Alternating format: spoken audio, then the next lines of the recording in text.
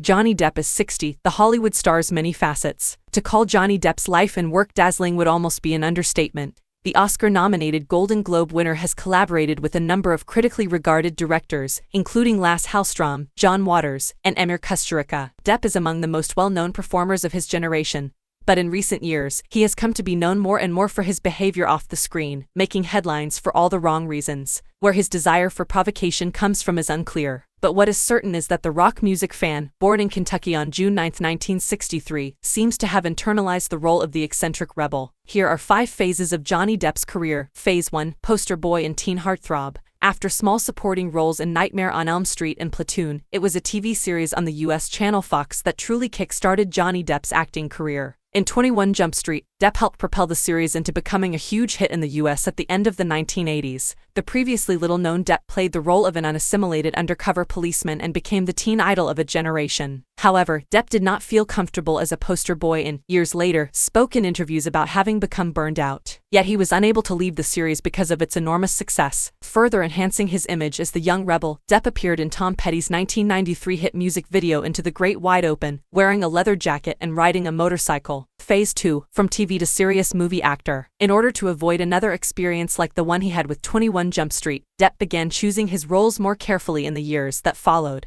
He wasn't interested in whether or not a film would be successful or not. He wanted to take on exciting roles and not be typecast. His calculations panned out, with the 1990s becoming the golden era in Depp's career. Edward Scissorhands marked the beginning of his extremely fruitful and creative collaboration with director Tim Burton, who seemed to create the utterly perfect roles for Depp. Sleepy Hollow and Sweeney Todd were further examples of the congenial collaboration between the two Hollywood eccentrics, but Depp has displayed his versatility in movies like Dead Man, a masterwork of the Western genre by Jim Jarmusch. He played the seemingly confused William Blake, who discovers his destiny as a killer of white men, led by an equally deranged Native American named Nobody, with a lot of humor and complexity. At that time, Depp was at the pinnacle of his artistic prowess. In 2001, he purchased a whole village close to St.